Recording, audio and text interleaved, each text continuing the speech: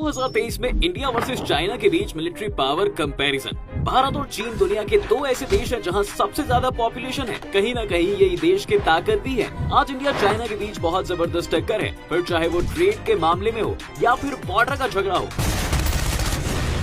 चाहे टिकटॉक का बैन होना हो या फिर सस्ती क्वालिटी का माल इंडियन मार्केट में सेल करना हो, चाइना हर बार अपना असली चेहरा दिखा ही देता है। ऐसे में भी डटकर खड़ी रहती है देश की सेना। चलिए आज के इस वीडियो में जानते हैं इंडियन और चाइनीज आर्मी में कौन ज्यादा दमदार है। अब ये तो आप जानते ही होंगे कि चीन में सबसे ज्यादा पॉपुलेशन है। 2023 में यहाँ 142 करोड़ से ज्यादा लोग रहते हैं, वहीं इंडिया में 140 करोड़ की पॉपुलेशन है। यानी कि दोनों ही देशों में सबसे बड़ी ताकत मैन पावर की है। सबसे पहले अगर दोनों देशों के डिफेंस बजट पर नजर डालें तो चीन ने 2022 में $230 बिलियन का खर्चा किया है, तो वहीं भारत ने पिछले एक साल में सिर्फ $70 बिलियन खर्च किए। इस वजह से अगर दोनों देशों की वर्ल्ड मिलिट्री रैंकिंग पर नजर डालें तो चीन के पास दुनिया की तीसरी सबसे ताकतवर सेना है और भारत इस मामले में चौथे नंबर पर है। वहीं अगर दोनों देशों के ज्योग्राफिकल एरिया पर नजर डाली जाए तो चीन दुनिया का दूसरा सबसे बड़ा देश है और भारत सातवां। एयर और मिलिट्री पावर का कंपैरिजन किया जाए तो चाइना में टोटल 20 लाख से ज्यादा एक्टिव ड्यूटी पर्सनल है और उससे भी ज्यादा रिजर्व और पैरामिलिट्री फोर्स है। वहीं इंडिया में 14.5 लाख से ज्यादा लोग सेना में काम करते हैं। टोटल मिलिट्री एयरक्राफ्ट की बात करें तो चाइनीज मिलिट्री के पास 3500 से ज्यादा हर तरह के मिलिट्री एयरक्राफ्ट है। वहीं इंडियन आर्म फोर्स के पास 2350 से ज्यादा एयरक्राफ्ट है,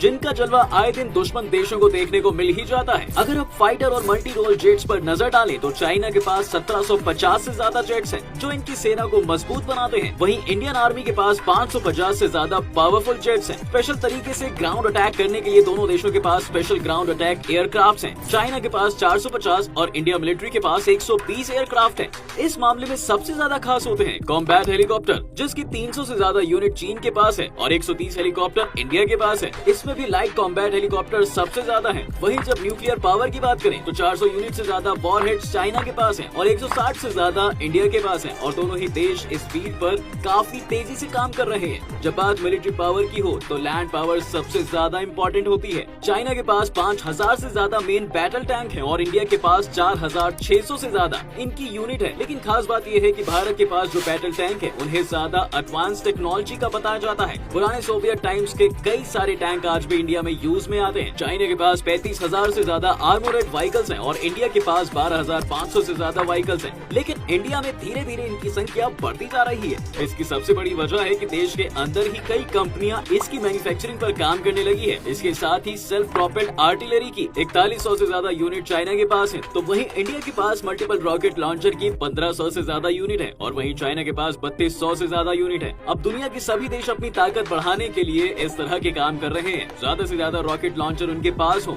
जिससे वो पावरफुल बन सके। अब नवल पावर पर नजर डालें तो चाइना दुनिया की सबसे बड़ी नवल फोर्स ओन करता है। 2023 तक इनके पास सबसे हेवी एयरक्राफ्ट कैरियर्स मौजूद हैं, जिसमें से 2 एक्टिव हैं और एक पर पूरी स्पीड से काम चल रहा है। वहीं भारत के पास भी 2 एयरक्राफ्ट कैरियर्स हैं। समुद्र में रहकर दुश्मन से लड़ पाना सबसे ज्यादा मुश्किल होता है। ऐसे में डिस्ट्रॉयर शिप्स की भी जरूरत पड़ती है। चाइना के पास ऐसे 50 शिप्स हैं जो पूरे देश को तबाह कर देने के लिए काफी है और वहीं इंडिया के पास फिलहाल ऐसे 11 शिप्स हैं जो इन्हें सबसे ताकतवर देशों में शामिल करता है। आज के समय में चाइनीज नेवी के पास 45 फायर गेट्स हैं, तो वहीं इंडियन नेवी के पास 12 एक्टिव फायर गेट्स हैं। वहीं जहां चाइना के पास 72 कॉर्वेट्स हैं, तो इंडिया के पास 19 यूनिट है। आज के समय में चाइना के पास 45 एक्टिव सबमरीन्स हैं और इंडियन नेवी के पास 17 सबमरीन्स हैं। वैसे भारत और चीन के बीच के रिश्ते का इतिहास काफी पुराना है। लंबे समय से दोनों देशों के बीच 3488 किलोमीटर लंबी सीमा को लेकर मसला बना ही रहता है। लाइन ऑफ एक्चुअल कंट्रोल के अलग अलग दावे हैं और इसी पर जंग होती रहती है। कभी चोरी चुपके तो कभी दिन दहाड़े चीन भारत की जमीन पर अपना कब्जा करने के लिए लग जाता है। एलएसी पर कई ऐसी जगहें हैं जिस पर किस देश का हक है, ये सबसे ज्यादा विवाद है। चीन और तिब्बत के मामले में 1914 में शिमला में एक समझौता किया गया था। असली मुसीबत भी यहाँ से शुरू होती है। शुरू में तो चीन अपनी बातों और वादों पर टिका रहा, लेकिन समय बीतने के साथ उसने अपना असली लालची चेहरा दिखाना शुरू कर दिया। 1962 में चीन ने हद कर दी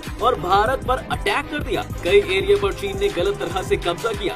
आज के समय में लद्दाख का एक बड़ा हिस्सा है जिससे चीन को हटा पाना मुश्किल है। कई बार चीन अरुणाचल प्रदेश की कई जगहों पर अपना हक जताता है। इन वजहों से ही बॉर्डर पर आए दिन तनातनी बनी रहती है। वैसे चीन के अजीबोगरीब रवैये के बारे में आप क्या कहना चाहेंगे, हमें कमेंट में जरूर बताएं। साथ ही वीडियो को लाइक और शेयर करना बिल्कुल नहीं भूलें।